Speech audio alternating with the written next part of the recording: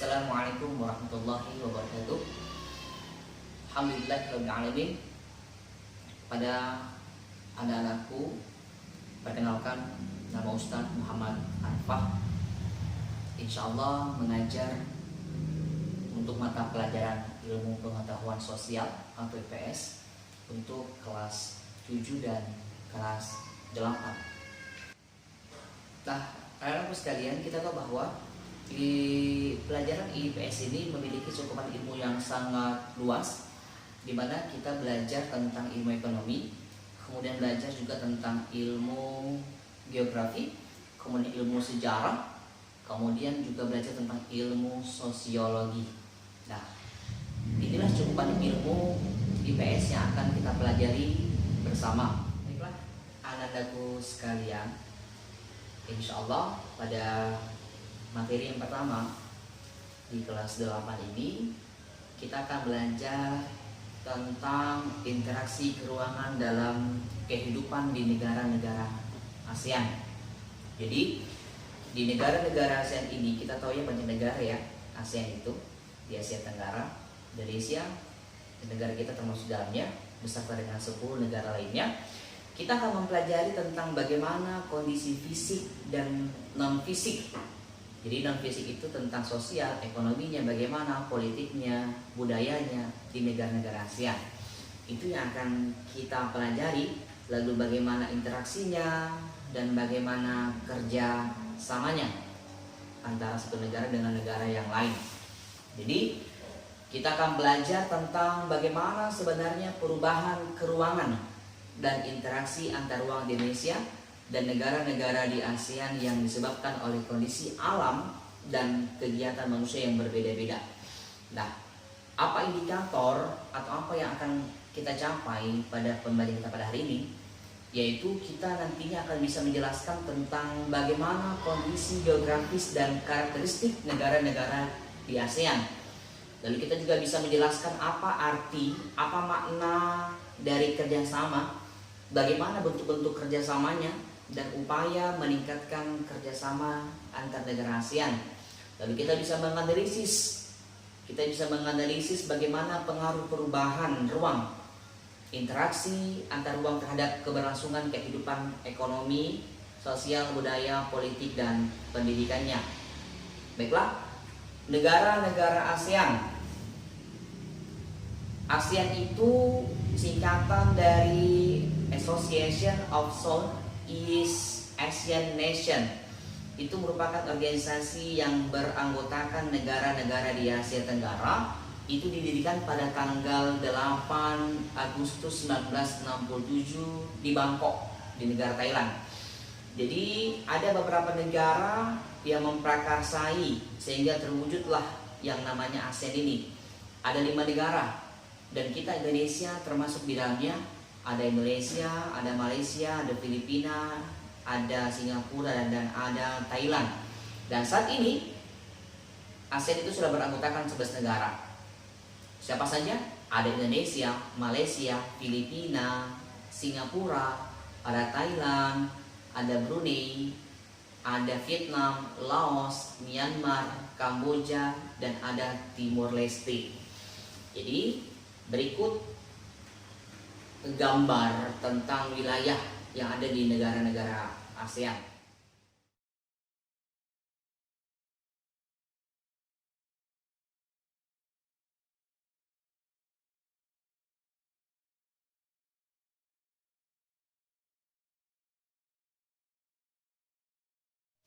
Nah, anak-anakku sekalian, negara-negara di ASEAN itu sebagian besar memiliki wilayah laut dengan luas sekitar 5.060.100 km. Kalau luas daratannya itu hanya mencapai 4.817.000. Ini kita tahu ya bahwa memang bumi ini komposisinya itu lebih luas lautan daripada daratan. Begitupun dengan negara yang ada di Asia Tenggara. Hasil laut itu memberikan sumbangan cukup besar bagi pendapatan masyarakat di negara-negara ASEAN. Tarakan khususnya, kita tahu bahwa Tarakan ini merupakan salah satu pengekspor komoditas udang tambak yang ada di Tarakan. Ini hasilnya melimpah dan mutunya sangat-sangat baik dan sangat luar biasa. Makanya sangat diperhitungkan hasil komoditas udang yang ada di Tarakan. Negara-negara pasar ekspor itu ada di negara Jepang, ada negara Cina, dan negara-negara yang lainnya. Ini merupakan keunggulan tersendiri bagi Kota Tarakan, karena kita merupakan daerah pulau yang tidak bersambung dengan daerah-daerah yang lainnya, ya. Di antara anggota-anggota ASEAN itu hanya Laos saja yang tidak memiliki laut. Jadi Laos ini adalah sebuah negara yang tidak memiliki laut, ya, tapi tetap memiliki muara, tetap memiliki anak sungai, tapi tidak memiliki yang namanya laut. Makanya di sana tidak ada seperti pelabuhan ekspor impor. Nah, kemudian anak-anakku sekalian, bagaimana dengan letak koordinatnya ASEAN? Letak koordinat itu adalah titik yang berpedoman pada garis lintang dan garis bujur suatu peta. Ya, di sini kalau kita perhatikan gerak garis lintang dan garis bujur. Jadi berdasarkan garis lintang dan garis bujur, negara-negara ASEAN itu terletak di wilayah iklim tropis dan lainnya subtropis. Jadi Indonesia sendiri itu letak bujurnya berada di 95 derajat bujur timur sampai 141 derajat bujur timur, dan letak lintang itu ada di 6 derajat lintang utara dan sampai 11 derajat lintang selatan, dengan iklim tropis, ya. Itu ada di negara kita Indonesia. Nah, Indonesia ini memiliki nama resmi Indonesia. Ibu kota kita ada di provinsi DKI Jakarta. Kemudian pemerintahan kita bentuknya adalah republik. Kepala negara kita adalah presiden. Kepala pemerintahnya juga sama, presiden. Dan bahasa utama yang kita gunakan resmi adalah bahasa Indonesia. Nah, agama yang ada di Indonesia ini beraneka ragam, mulai dari Islam, Kristen, Hindu, Buddha, Katolik, dan Konghucu. Kemudian suku bangsa. Jadi kalau kita merujuk kepada sensus penduduk pada tahun 2015 itu berada di angka 255,7 juta jiwa. Untuk uang mata uang kita sendiri tentu namanya adalah rupiah. Kemudian hari kemerdekaan kita ada pada tanggal 17 Agustus 1945. Insya Allah kita akan rayakan pada bulan depan. Lagu kebangsaan kita tentunya adalah Indonesia Raya, ya.